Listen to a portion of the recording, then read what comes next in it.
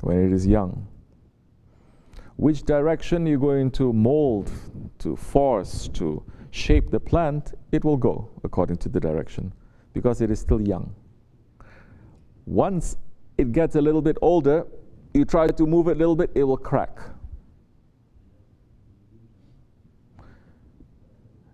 Which is why, what are we building here?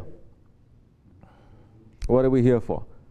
If people are thinking that we're here on top of a mountain for a social event, just to get together, to feel good, social activities, just to have a club, just to have people, coming up here having a life, then this is you have a wrong idea. This is the wrong place for that. It's not to say we don't have social activities. We are filled with social activities. You're going to get very tired from it too. What are we here for? We are here following a sheikh. We are here because we are running away from the confusion of the Akhir Zaman. To come on top of the mountain following the advice of the Holy Prophet ﷺ.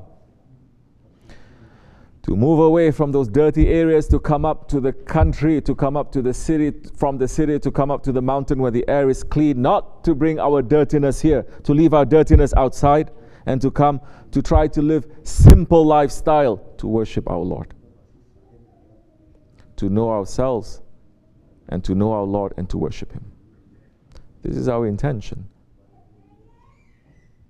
Yes, you may see some people are coming, more people are coming, more people are coming. But don't think because more people are going to come, we're going to say, it's okay. Live as you like. You come from where? New Jersey? You coming here? You want to bring your New Jersey lifestyle? It's okay. You come from where? Long Island? It's okay. You come from where? Virginia? It's okay. You come from where? California? It's okay. It is not okay. If you want that kind of lifestyle, stay where you are. But if you want a lifestyle that is pleasing to Allah and His Prophet, ﷺ, that the awliya Allah, they love you for that you're going to find peace in your heart because you live a simple, clean lifestyle, that you're going to live with nature, you're going to understand, yes, with nature, there are more laws in nature than there is in the life of a man. That you think, I can be wild and free as an animal. The animals, they have more law in there, up in the mountains than over here. The animals, they know, I cannot enter into this area. This one is in charge of this area. I have to be awake. I cannot be sleeping because something is going to come and get me. I cannot raise my voice. So many things you cannot. So it is not free. We are not free. We are a prisoner between two breaths. If Allah does not give us permission, we cannot inhale. If Allah does not give permission, we cannot exhale. We are living in the end of times, in the Akhir Zaman. You need to have more evidence, to have more proof that this whole world is going down and going down and going down every single day. That there is more tyranny and oppression, that there is more cruelty, that there is darkness. From 7 years old to 70 years old. Do we need more evidence, more proof of that? And you don't have to be a Muslim to understand this. You don't have to be a believer to understand this world is messed up. Because people that their hearts are working, they may not be Muslim, but their hearts are working. They believe and they say, we want to escape from all of that nonsense. I want to live a simple life. The life that our ancestors had lived for thousands of years. That only in this past 150 years of complete tyranny, that everything we turn upside down, we have done more damage to this world in the past 100 years than we have done in 7,000 years. All because of what? All because of the nafs. All because of the ego. Why is the ego free in these days? Because like the khutbah is saying, even if you're a handful, come and collect yourself under one. The Muslims are not a handful. In the old days, you were a handful. And with the Holy Prophet ﷺ, they found victory everywhere. From that time, 100 years, 500 years, 1,000 years, 1,300 years, the Muslims got bigger and bigger. And every land that Islam touched, it brought them to higher civilization. Dunya and Akhirat, to Muslim and non-Muslim. No Muslim came to another country just to milk them, to take their resources and put them into a Muslim country. They brought light, they brought knowledge, they brought Islam, they brought manners, they brought understanding. But when the Muslims themselves, ourselves, we say, we don't want to come under one. We want to be free. I want to decide for myself. Why I have to listen to one man speaking?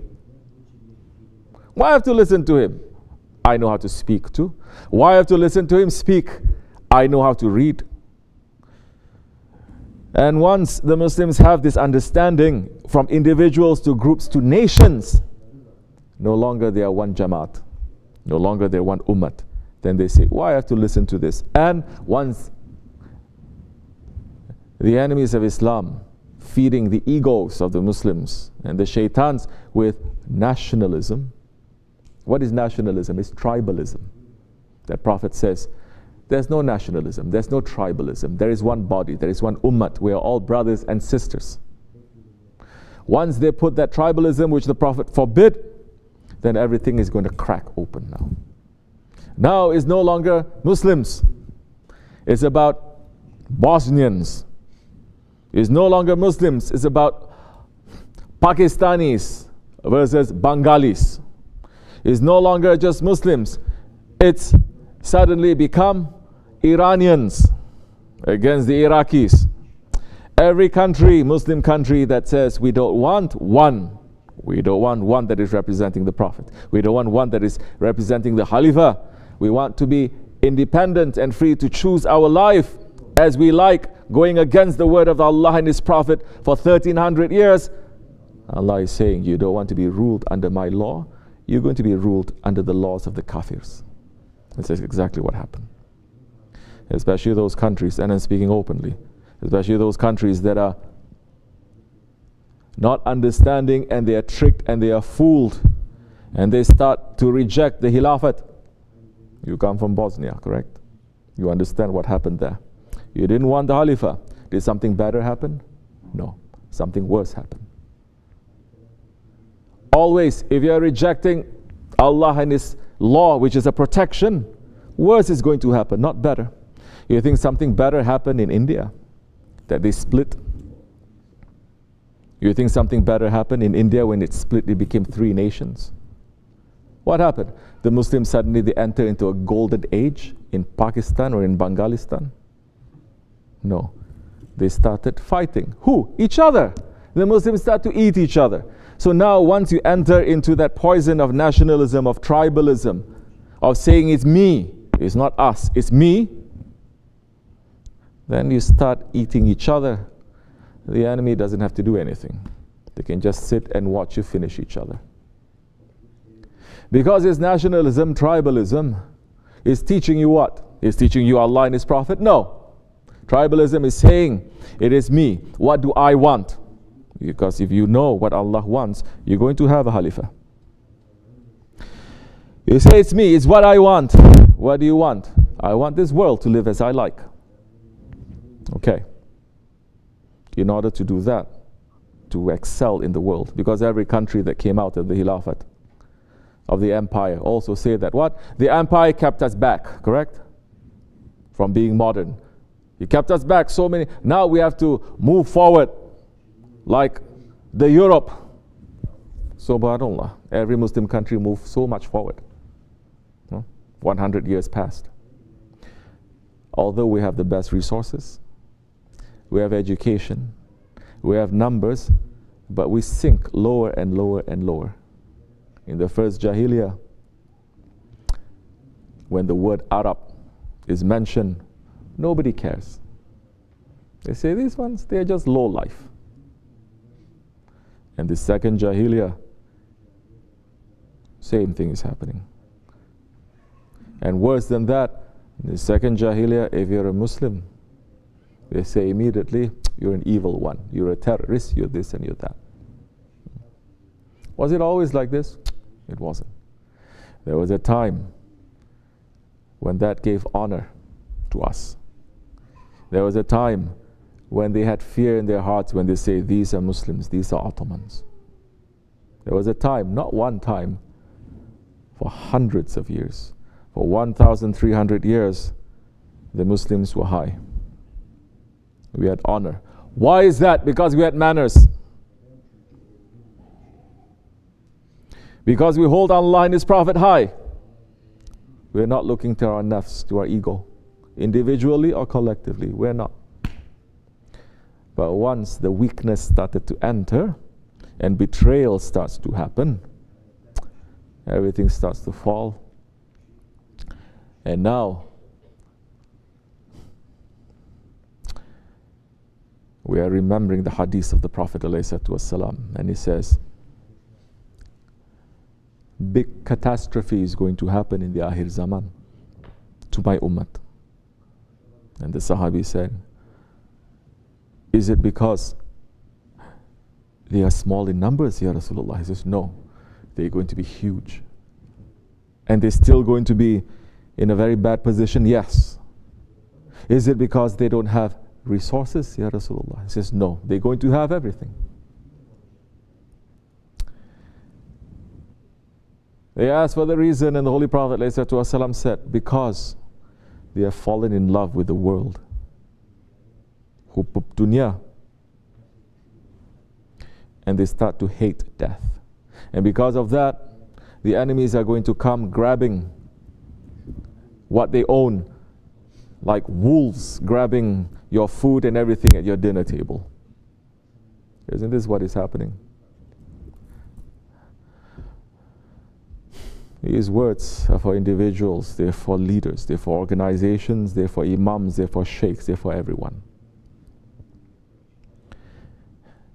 Because when there was Islam, there was civilization. We had dunya, yes, we did. And we also had manners, and there was humanity.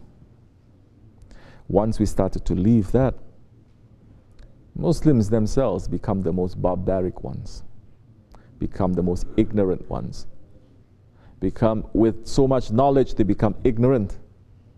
With so much learning, they become arrogant. With so much knowing so many things, they become stubborn. Then when someone is trying to teach them something, show something they don't know, they become stubborn and they become arrogant, they become jealous, and they say, who are you? Why are you so special? So you have now the 4 characteristics of shaitan. That time, even if you own the whole world, you're still going to be slaves to the enemies of Allah. We should take lesson, inshallah. We're asking Allah to send us a help, to send us a heavenly support, someone from the heavens to come to fix this mess that we have made to ourselves, to fix this mess not only in the Muslims but in the whole world. That this mess cannot be fixed until He has sent that heavenly one, Hazrat Mahdi alayhi salam. No group, no government, no company, no money, no arms, nothing can change the mess that we are in now until Hazrat Mahdi alayhi salam, a descendant of the Prophet alayhi salam, comes. We are here not to fight with no one. We're here pulling ourselves back to prepare ourselves, to keep ourselves clean for that day when He appears. May Allah forgive us and open our way to understand this. So we're starting a community. We have to start, when you first start a building, don't talk about what color we're going to paint the rooms. Don't talk about what kind of curtains we're going to make. When you're going to make a building, what do you need to do first? So many construction people here. What do you need to do first? Huh? What is dig what? Huh? Foundation. What happens if you don't dig the foundation? You put the posts, you put nice walls, you put nice roof, nice ceiling, that's everything. You don't have a good foundation, it will fall. It will be destroyed. Don't worry about all the other stuff, all the other details. Now we have to dig the foundation. That's why we are concentrating on this. And this foundation, the whole world doesn't have the foundation. Do you understand? We're digging the foundation now. All the other stuff, the decorations and everything, so easy. It's going to come 1, 2, 3 quickly. The foundation of Islam, it is manners. It is adab. You don't have adab, you don't have Islam. This is what we're learning here. This goes to me. This goes to you. It goes to everyone who is saying we want to be part of this community. If you don't want to be part of this community, you don't have to listen. You don't have to do nothing. Live as you like. But this community, we are trying to be sincere, because in this community, every single one of us, we are representing our Shaykh, who is representing his grand Shaykh, who is representing the Prophet. So when we go out, we are representing Islam. We have a responsibility. This should be the attitude of every Muslim. But unfortunately, Muslims don't care anymore. They don't care. They say religion, that's it. Pray 5 times a day if you can. That's Islam. Oh, read Quran, alif bata. That's it. That is Islam. That is Islam. Islam is manners. So this community is concentrating on that. Otherwise, America is huge. You can live any way that you want. You don't have to be here. But if you're here, there are certain things that you are going to win for yourself if you do this. You're not going to lose. You're going to find that things start to make sense. You're going to find that you'll be able to carry this world. It's not going to give you that same kind of stress anymore. You're going to stress, but you're going to stress because of Allah. There's not stress, that's worrying, and that's zikr. And that's love. When you love someone, you're just going to be worried how that one is going to feel, isn't it? You're careful to say, you're careful with everything, because you don't want that one to be upset. That's how a believer should be with his Lord. Inshallah, one day we will reach to that station. May Allah forgive me and bless you for the sake of the Holy Prophet ﷺ, our grand Shaykh and Sahibul Saif. Al-Fatiha. Amin.